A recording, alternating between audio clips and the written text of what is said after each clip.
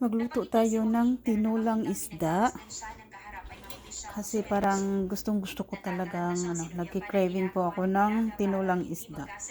So itong tomato ko, ito yung tomato ko sa garden ko last year. So nilagay ko lang sa freezer. So kaya hindi siya nakahiwa, no? Kaya buong-buo pa siya talaga kasi nga sa ano ko to. Sa garden ko nilagay ko lang sa freezer. So yan, makasave kami. So ito lang yung mga spices ko na nilalagay kasi ito lang ang meron ko. Hindi pa ako nakabili ng mga vegetables.